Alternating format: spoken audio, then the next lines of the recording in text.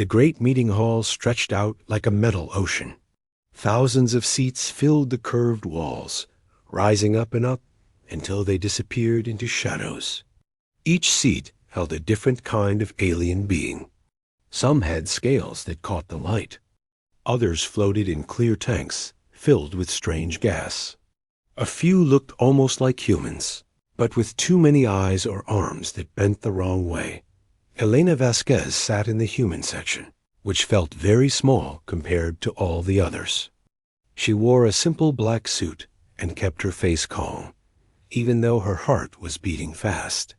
Around her, the other human diplomats shifted in their chairs. They all knew this meeting would not go well. At the center of the hall, a huge crystal being rose from a platform that glowed with soft blue light. This was Speaker Vel Theris, older than most stars and harder than diamond.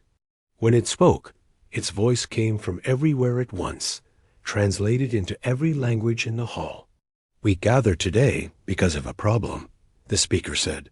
"One species refuses to follow the rules that keep peace in our galaxy. One species says no when others say yes. One species breaks the laws that protect all of us." Elena knew they were talking about humans. They were always talking about humans lately. A tall, thin alien with silver skin stood up. This was Ambassador Zeth Kalar from the Hegemony, one of the most powerful groups in the Council.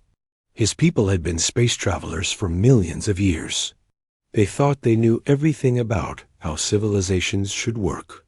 Speaker Valtheros speaks the truth, Zeth Kalar said. His voice was smooth like oil, but cold like space. The humans have broken our laws 3 times in the last year. They built colonies in spaces that belong to other species. They refuse to let our ships check their military vessels. And worst of all, they walk away from peace talks instead of finding solutions. Murmurs filled the hall.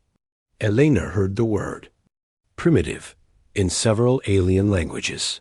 She heard dangerous and uncontrolled too. The speaker's crystal body rang like a bell for silence. "Show us the proof." A massive screen appeared in the air above them. It showed human ships moving through space. Then it showed new human cities on planets that the Council said humans should not have.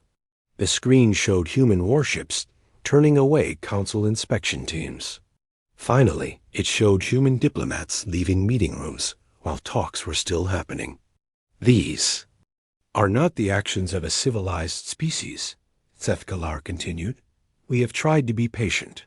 We have offered the humans many chances to learn our ways, but they refuse every offer. They say our rules do not apply to them. They act like they are better than the rest of us." Elena almost laughed. Better than the rest of them? The Council species had technology humans could barely understand. They had cities that floated in space and could move between stars in days instead of months. They had weapons that could crack planets and shields that could stop suns. Humans were babies compared to most of the species in this hall, but that was exactly the problem, Elena thought. The Council treated humans like children who needed to be taught how to behave. They made rules for humans without asking what humans wanted. They told humans where they could live and how they could defend themselves. They expected humans to be grateful for the chance to follow orders. Another alien stood up. This one looked like a giant insect with rainbow wings. "Perhaps the humans do not understand," it said in a voice like buzzing bees. "Perhaps they need more time to learn civilized behavior." "They have had 50 years, Zeth Kalar replied. 50 years since first contact. Other species learned to follow Council law in half that time. The humans are either too stupid to learn or too proud to obey." Elena felt her jaw tighten. Around her, she could feel the other human diplomats getting angry too, but they all stayed quiet. This was our job, not theirs. The speaker raised one crystal arm. "The Council has decided. We offer the humans one final choice. submit to full integration protocols, or face complete isolation from galactic society. The hall went silent. Full integration protocols meant humans would have to follow every council law. Human colonies would be watched by council observers. Human ships would need council permits to travel. Human governments would have to get council approval for major decisions. It meant giving up human independence completely. Complete isolation. Meant no trade with any council species. No access to council space routes. No communication with the galactic network. It meant humans would be cut off from the rest of the galaxy like they had been before first contact. Elena looked around the AC. Hall at thousands of alien faces. Some looked smug, like they were sure humans would cave in. Others looked worried, like they thought isolation might be too harsh. A few looked curious, like they wondered what humans would actually do. Ambassador Vasquez, the speaker said, you speak for humanity. What is your answer? Elena stood up slowly. The hall was so quiet she could hear her own breathing. She thought about everything that had led to this moment. 50 years of humans trying to fit into a galactic civilization. That saw them as newcomers who should know their place. 50 years of compromises that always seemed to favor the older, more powerful species. 50 years of being told that human ways were wrong and council ways were right. She thought about the human colonies that were thriving on worlds that council had written off as worthless. She thought about human scientists making discoveries that council experts said were impossible. She thought about human engineers building ships with new designs that worked better than anything the council had seen before. Maybe being cut off from the galaxy would not be the punishment the council thought it was. Elena looked directly at the crystal speaker. Humanity's answer is no. The word echoed through the hall like a gunshot. Aliens gasped and chattered in dozens of languages. Some stood up in their seats. Others made sounds of shock or anger. No? The speaker's voice carried disbelief. You refuse both options? We refuse to be given only two bad choices, Elena said clearly. We refuse to give up our freedom or accept exile as punishment for being ourselves. We refuse to let this council decide how humans should live. She started walking toward the exit. Her fellow diplomats followed behind her. If you leave this hall, Zethkalar called after her, there will be no more chances to negotiate. The council will act without human input. Elena stopped at the doorway and turned back. She looked at the thousands of aliens staring at her with confusion and anger. These beings had ruled the galaxy for millions of years. They had never met a species that simply refused to play their game.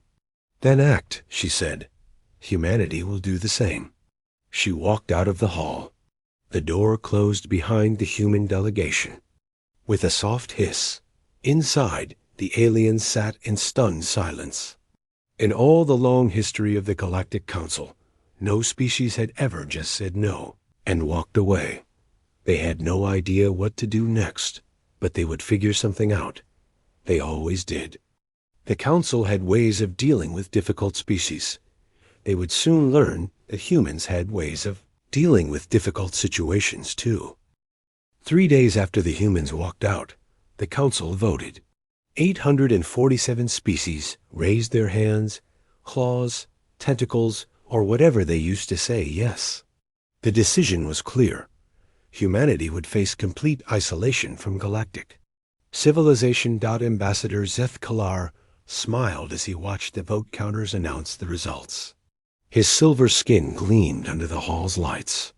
The humans will learn, he told his aide, a smaller version of himself with nervous energy.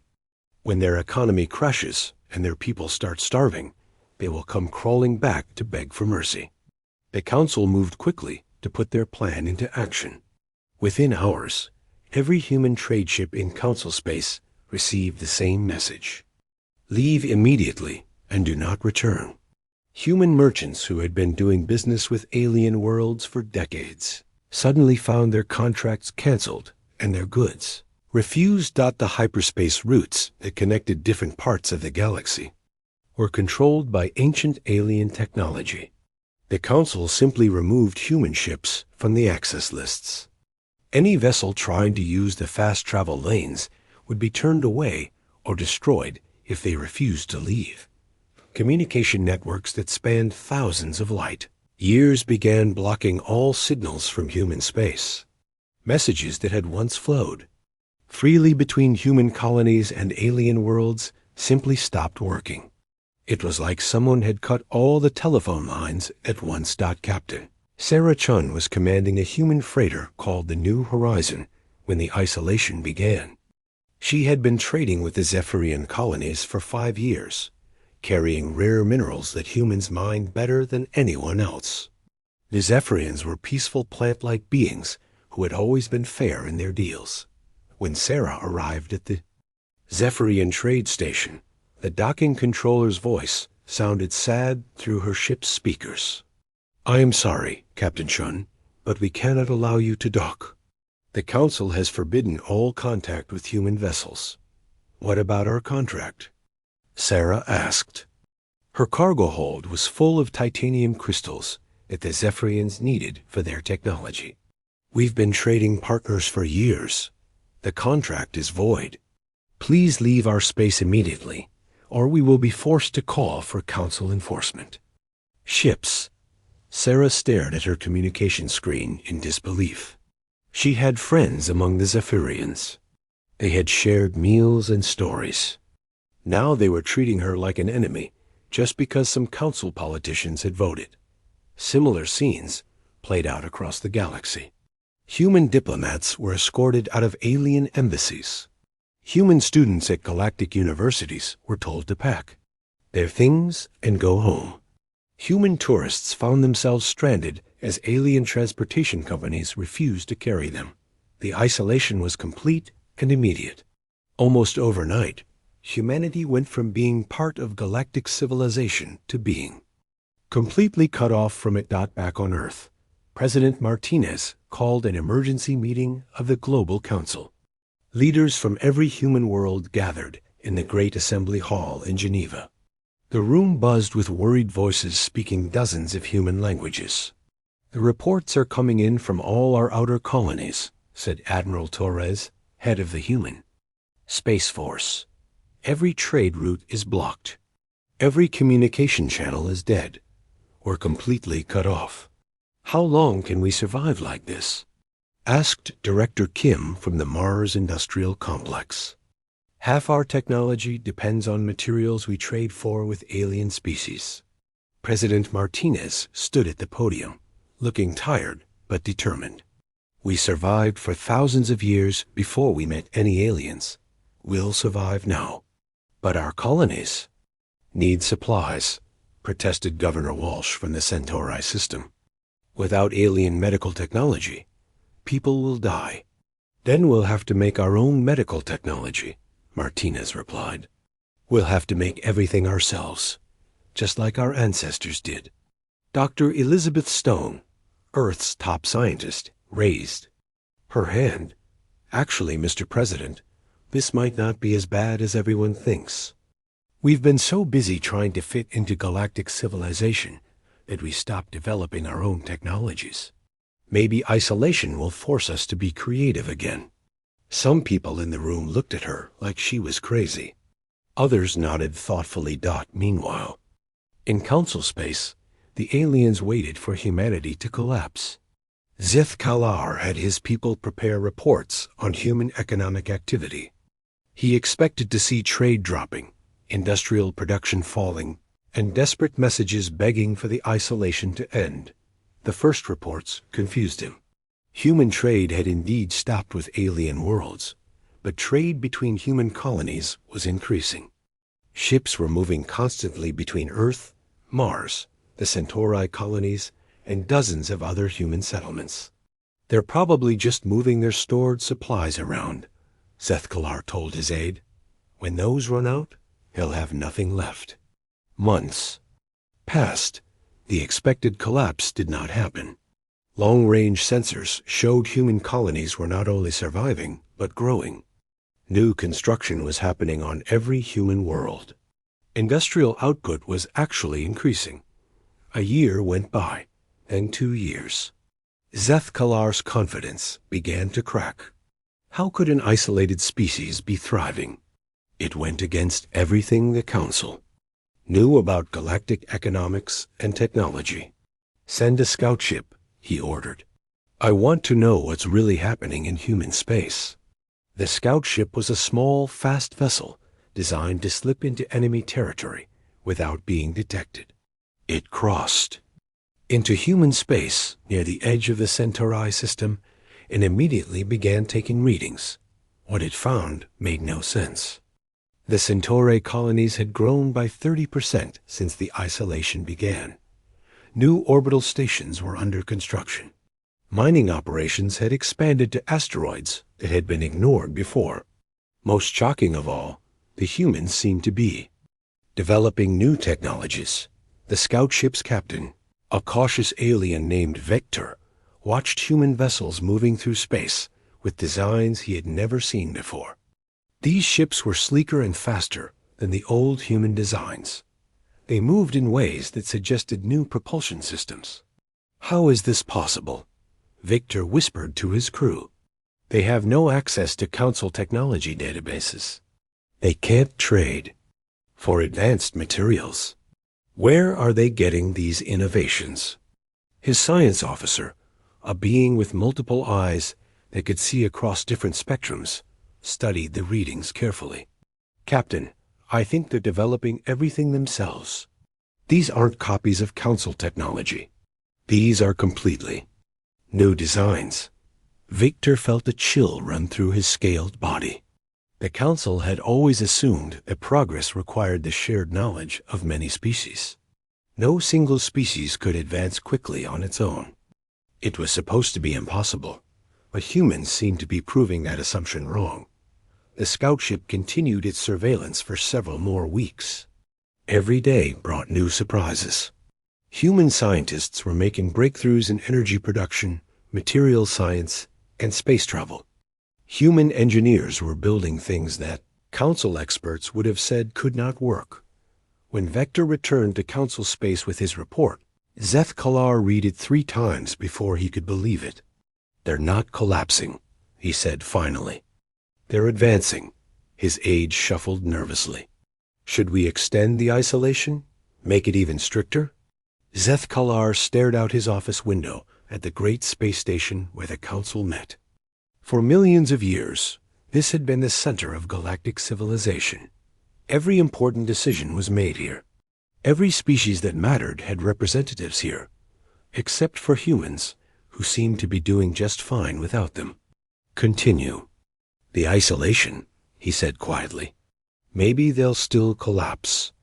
Maybe this is just temporary." But deep in his heart, Zeth Kalar was beginning to suspect the Council had made a terrible mistake.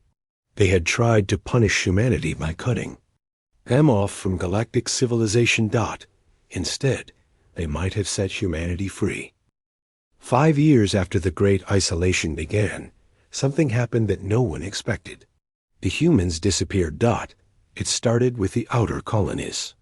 Long-range sensors that the Council used to watch human space began showing strange readings. The mining stations around Proxima Centauri went quiet. The agricultural colonies on Kepler 442b stopped broadcasting their daily status reports.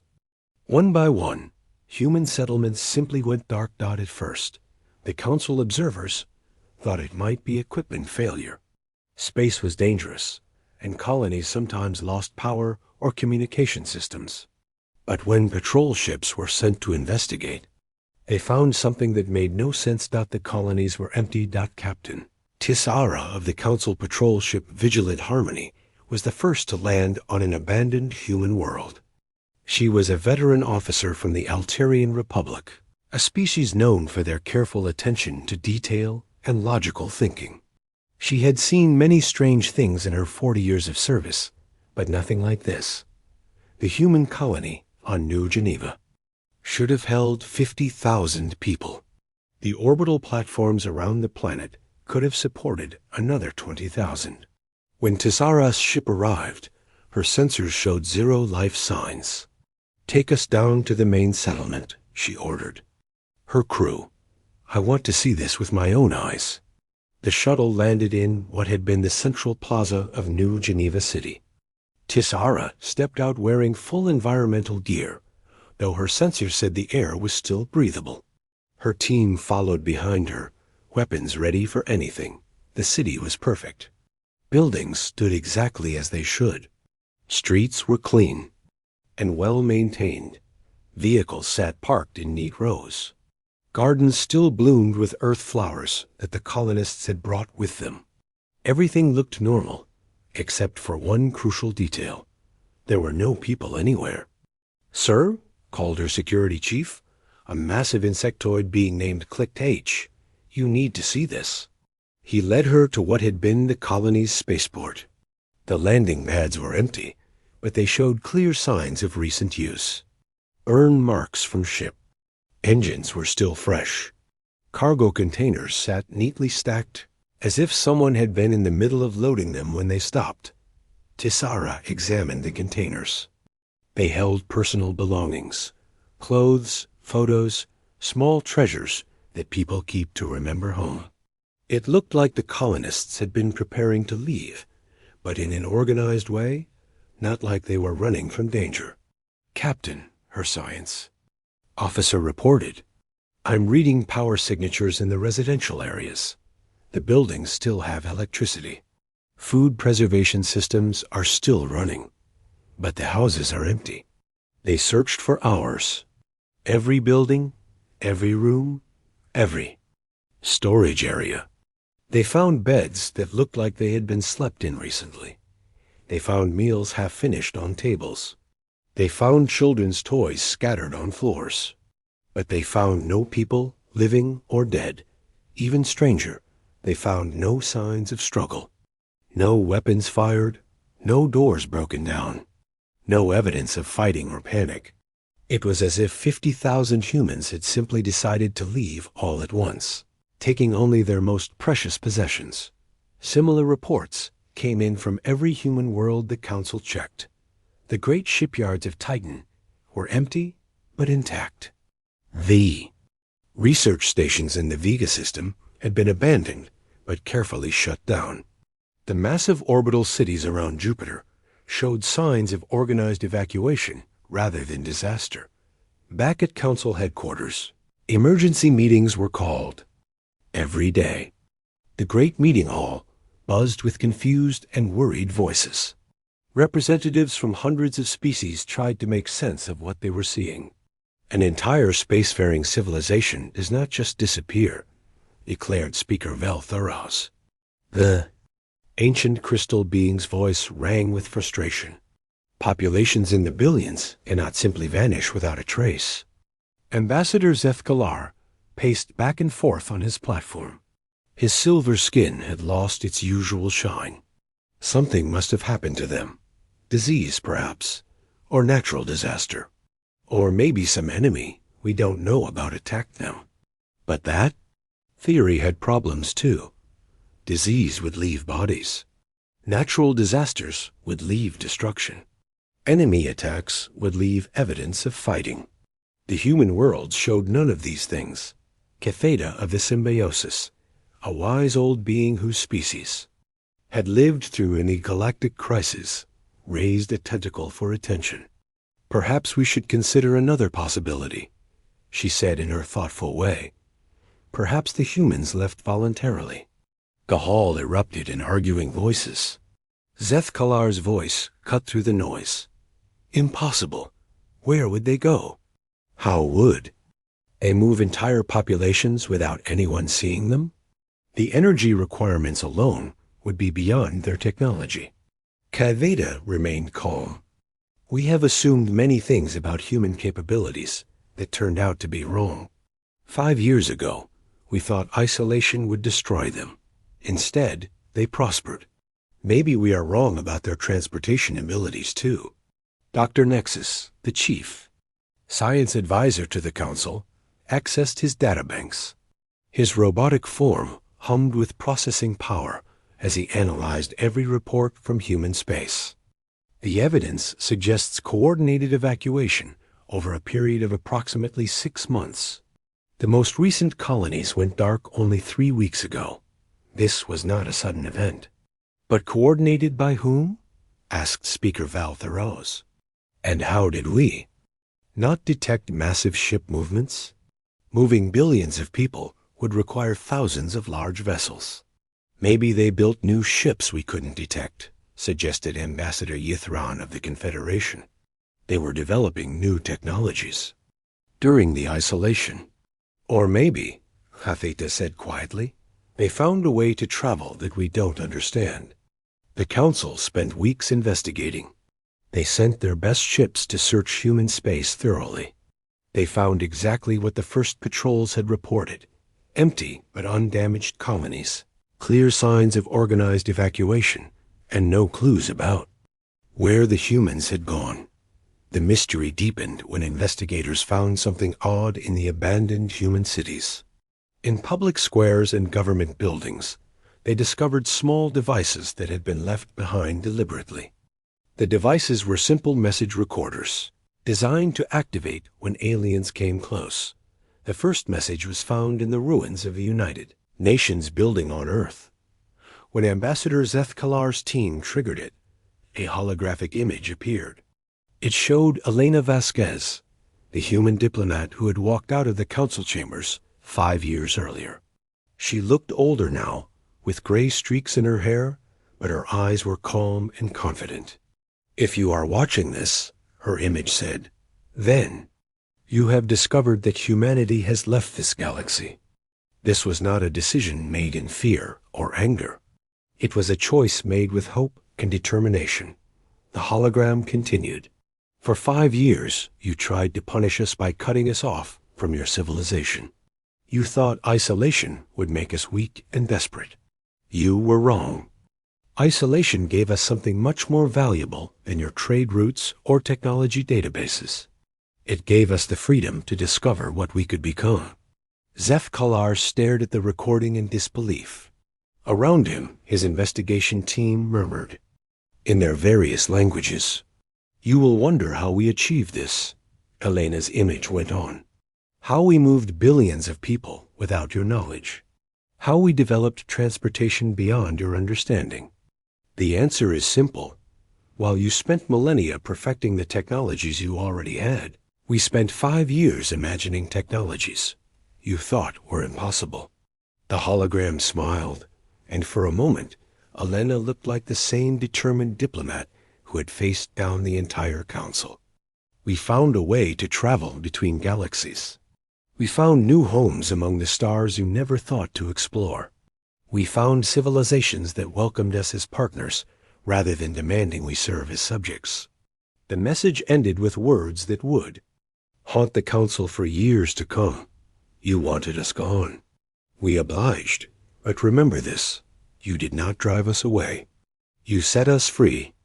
The hologram faded, leaving Zethkalar and his team standing in an empty building on an empty world, staring at the space where humanity's final message had been. Across the galaxy, similar messages were found on every abandoned human world. Each one contained the same basic information, but with personal touches that made it clear this had been planned for years. The council faced a truth that challenged everything they thought they knew about galactic civilization. Humanity had not just survived isolation. They had used it to transcend the limitations that bound every other species. And now they were gone, leaving behind only empty worlds and the unsettling knowledge that the galaxy had just become a much smaller place. The Joint Council expedition to investigate the human disappearance was the largest scientific mission in galactic history. 300 ships from 50 different species came together at the edge of what had once been human space. They brought the galaxy's best scientists, engineers, and archaeologists. If there were answers to be found, this expedition would find them. Admiral Korthan of the Drakmari Imperial Fleet commanded the expedition. His people were known as the greatest explorers in the galaxy, having mapped more star systems than any other species. If anyone could solve the mystery of humanity's disappearance, it would be him. Begin systematic exploration of all former human territories, he ordered from the bridge of his flagship, the Starseeker. I want every planet, every space station, every asteroid mining platform searched completely. Look for anything we might have missed. The expedition split into smaller task forces. Each group took responsibility for a different part of human space. They searched for weeks, finding the same things earlier patrols had discovered: empty colonies, abandoned cities, and no trace of where billions of humans could have gone. Dr. Yalith of the Academic Alliance led the science team investigating Earth itself. Her species, the Mentari, were naturally curious beings who loved solving puzzles. She had studied the development of hundreds of civilizations and thought she understood how societies worked. But humanity continued to surprise her. The evacuation was incredibly organized, she reported to Admiral Corthan. They took personal belongings, but left all infrastructure intact. They shut down power systems properly and sealed buildings against weather damage. This was not the work of people running away in panic. How long do you estimate the evacuation took? The Admiral asked. Based on the evidence, at least 6 months for the outer colonies, possibly a full year for Earth itself. Moving this many people would have required careful planning and enormous resources. What puzzled Dr. Yalith most was what the humans had chosen to take with them. Food supplies were left behind, but recipe books were gone. Expensive artwork remained, but family photos had been carefully removed. Valuable metals stayed in storage, but libraries had been completely emptied. They took knowledge and memories, she told her research team. They left behind everything that could be replaced. Meanwhile, the archaeological team led by Professor Zinkara was making disturbing discoveries in the deep archives beneath major human cities. The Zinkara were living computers, beings who could process information faster than any organic mind. They specialized in finding patterns that others missed. In the basement of the Human Research Institute on Mars, Professor Zinkara found files that had been deliberately left behind. Unlike the personal belongings that were taken, these research documents seemed to be intended for the Council to discover.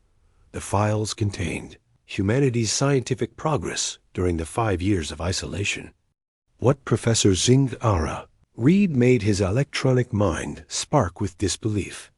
Humans had been studying something called dimensional mathematics, theories about space and time that most Council scientists considered pure fantasy. They had built experimental devices to test ideas about folding spacetime itself. Most shocking of all, they had apparently succeeded. Admiral, Professor Zinkara transmitted to the Starseeker, you need to see these research files. The humans were working on transportation technology that shouldn't be possible. Admiral Cordan reviewed the files with growing amazement. The math was beyond anything in Council databases. The engineering diagrams showed machines that violated known laws of physics. Yet the test results suggested these impossible devices actually worked. How could they develop this so quickly? He wondered aloud. Even our most advanced species would need centuries to make such breakthroughs. His science advisor, a being whose species had spent millions of years studying the universe, offered a disturbing possibility. Perhaps they were not developing it during the isolation, Admiral. Perhaps they were developing it before the isolation, in secret. That thought led the expedition to focus on humanity's earliest space exploration sites. If humans had been hiding advanced research, it would likely be in their most remote and secure facilities. The breakthrough came when Dr. Yalith's team investigated a research station in the Kuiper Belt beyond Pluto. The station had been abandoned like all human facilities, but it contained something the earlier patrols had missed. A message crystal hidden in what appeared to be a maintenance closet. Unlike the public messages found in major cities, This crystal was clearly meant for serious scientific study. When activated, it projected not just Elena Vasquez, but what appeared to be a virtual tour of humanity's greatest achievement. The recording began in what looked like a massive underground facility carved into an asteroid. Elena stood in front of a machine that hurt to look at directly. Its shape seemed to twist and bend in ways that made no sense to eyes evolved in normal space. "If you are watching this," Elena said, "then you have finally found one of our research sites. This is the Prometheus Project, humanity's attempt to find a way past the barriers that limit galactic civilization." The virtual tour continued, showing vast chambers filled with impossible machinery. Human scientists worked alongside devices that seemed to exist partially in normal space and partially somewhere else. The technology was clearly far beyond anything the Council had ever imagined, while your species spent millions of years perfecting what you already knew, Elena explained. "We spent decades asking what might be possible if we threw out all the old rules." The recording showed test flights of vessels that moved through space by folding it around themselves. It showed experiments with gates that opened onto distant parts of the universe. Most incredibly, it showed successful contact with civilizations from other galaxies entirely.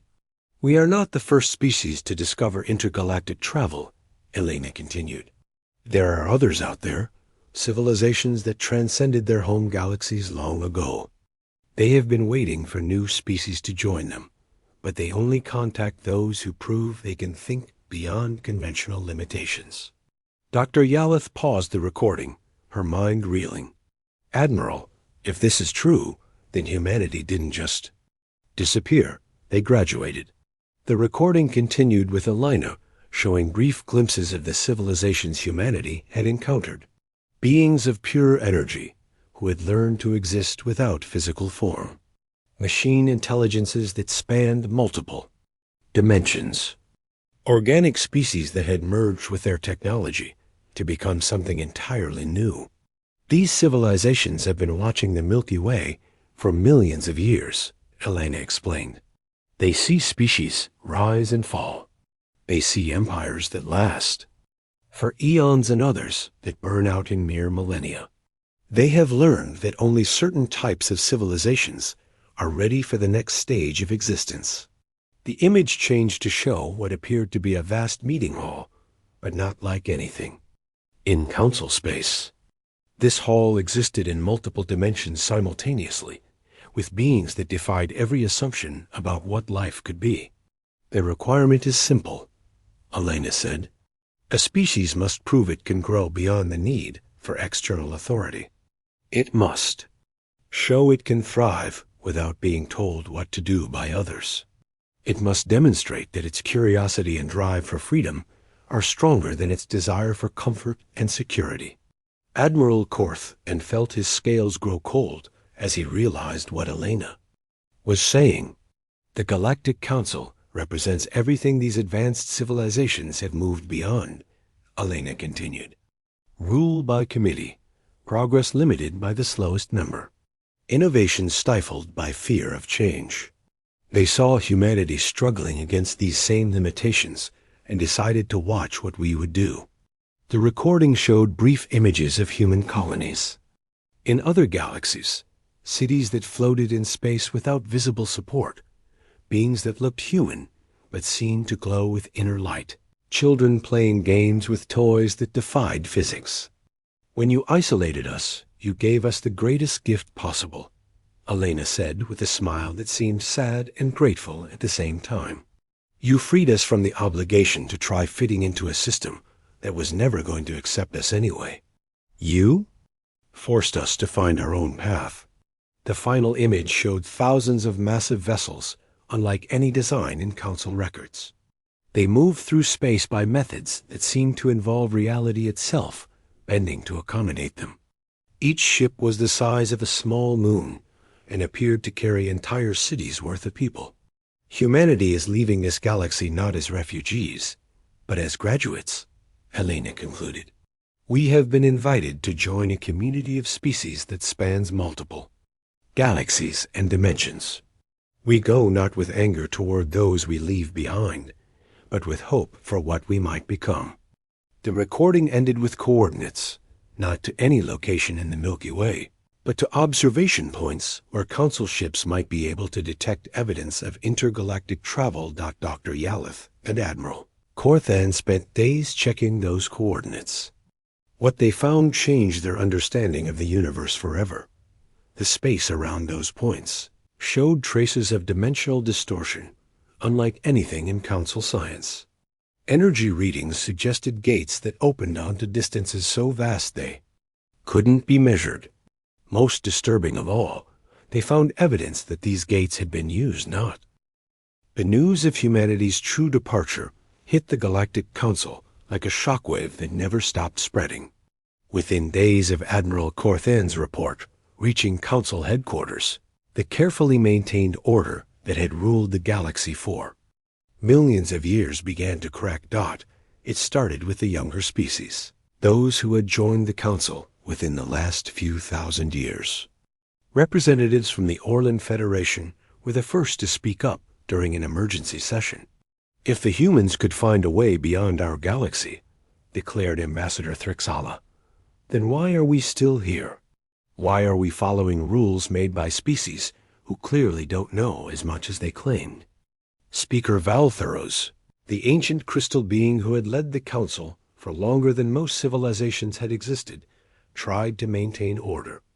The humans were reckless. They took enormous risks that could have destroyed them. We follow careful, proven methods that ensure stability and peace. Stability? Thrixala's voice rose with anger. You call cutting off an entire species stable? You call forcing them into exile peaceful? Maybe the humans were right to reject our methods. Murmurs of agreement rippled through sections of the Great Hall where younger species sat. This was unprecedented. In the long history of the Council, member species might debate policy details, but they never questioned the fundamental system itself. Ambassador Zifkalar stood to address the growing unrest. His silver skin seemed duller than usual, and his voice lacked its former confidence. The humans are gone. Whether we agree with their methods or not, we must focus on maintaining civilization for those who remain. Maintaining what?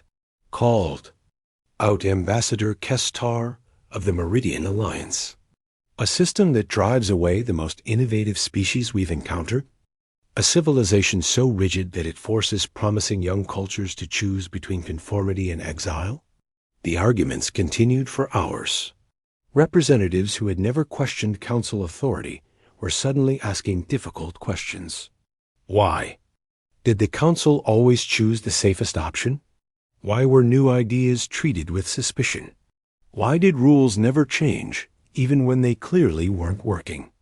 But the real crisis began 3 months later, when something started happening on the worlds. Humanity had left behind. It started on Earth. Dr. Yalith had left monitoring equipment in the abandoned human cities to study how empty settlements changed. Over time, the equipment was designed to detect everything from weather patterns to small animal movements.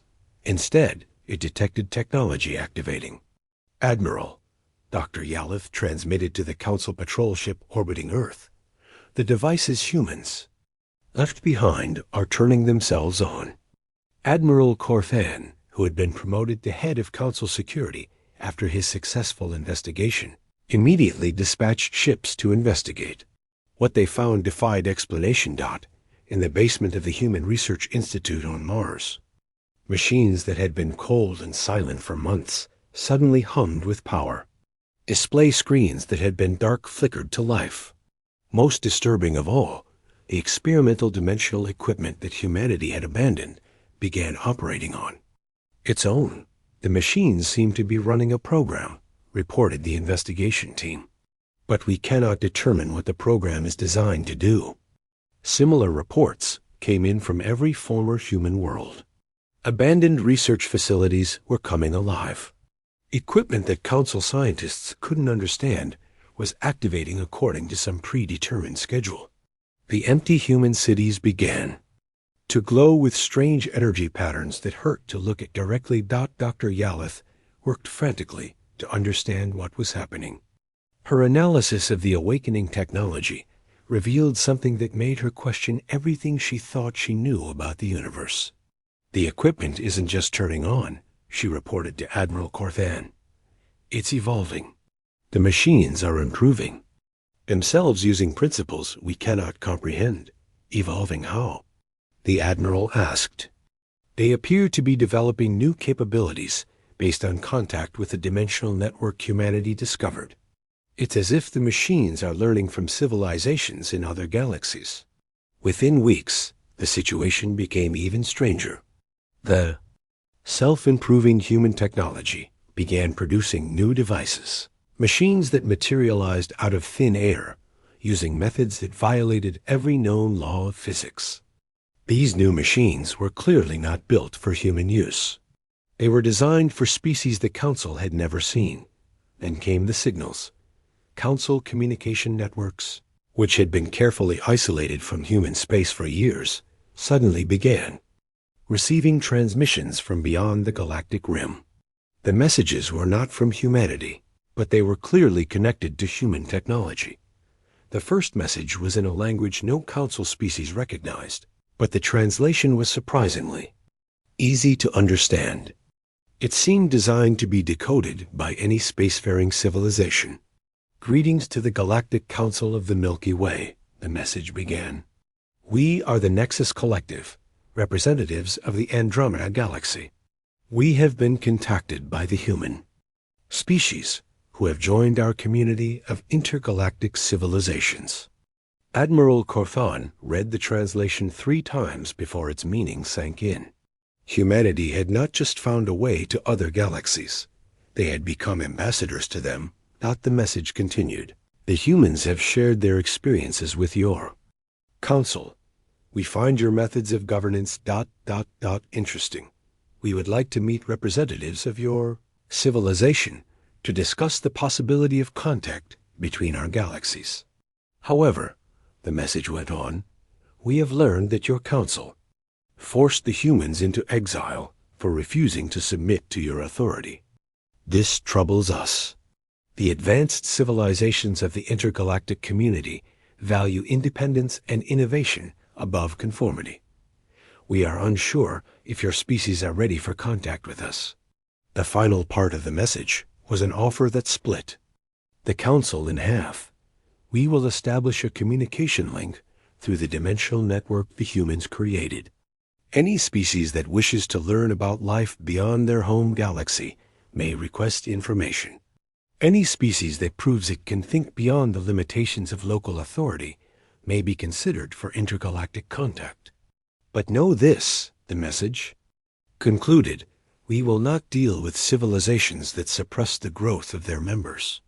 If you wish to join the larger community of galaxies, you must first prove you can govern without forcing your values on others. The Council chambers erupted in chaos. Half the representatives demanded immediate contact with these intergalactic civilizations. The other half insisted it was too dangerous and probably a trap. Ambassador Zeth Kalar found himself leading the faction that wanted to reject all contact. We don't know anything about these beings, he argued. They could be trying to destroy our civilization from within. The humans might have been deceived or controlled. But his opposition was growing stronger every day. Led by K-Theta of the Symbiosis and supported by dozens of younger species, a new faction demanded that the Council fundamentally change how it operated. The humans proved that there are alternatives to our way of life, K-Theta argued. These intergalactic civilizations are offering us a chance to grow beyond our current limitations. How can we refuse without even trying to understand what they offer? The debate raged for months. Meanwhile, the dimensional network that humanity had left behind continued to evolve. New technologies appeared regularly in the abandoned human cities. Some of these devices seemed designed to help Council. species understand advanced science. Others appeared to be tools for exploration and discovery. Most significantly, the network began allowing limited communication with human colonies in other galaxies. Council scientists who accessed the network received brief messages from their former colleagues. Dr. Sarah Chun, the freighter captain who had been turned away from Zephyrian space years earlier, sent a message to her old trading partners. The universe is so much larger than any of us imagined. There are thousands of galaxies out here, each with millions of civilizations. Most of them learned long ago that growth requires freedom. I hope you'll find the courage to join us someday. These messages had a profound effect on council species. Many began to question whether their ancient system of governance was truly the best way to organize galactic civilization. The final crisis came when 17 council species announced they were withdrawing from the central government. They wanted to explore the dimensional network and make contact with intergalactic civilizations on their own terms. "We will not leave the galaxy like the humans did," announced Ambassador Thrix-Ala of the Orlan Federation. "But we will not be bound by a council that fears growth more than it values freedom." Speaker Val Thoros tried desperately to hold the council together. Without central authority, there will be chaos. Species will fight over resources. Peace will collapse. "Maybe," Thrix-Ala replied. "Or maybe we'll discover that civilizations can cooperate without being forced to obey the same rules." The humans certainly seemed to think so. As the story drew to a close, the galaxy found itself divided into 3 factions. The traditional council species, led by Zeth Kalar, continued to insist that their old ways were best. The progressive species, led by K-Theta, worked to reform the council from within. And the independent species, led by the Orlan Federation, began exploring the dimensional network on their own.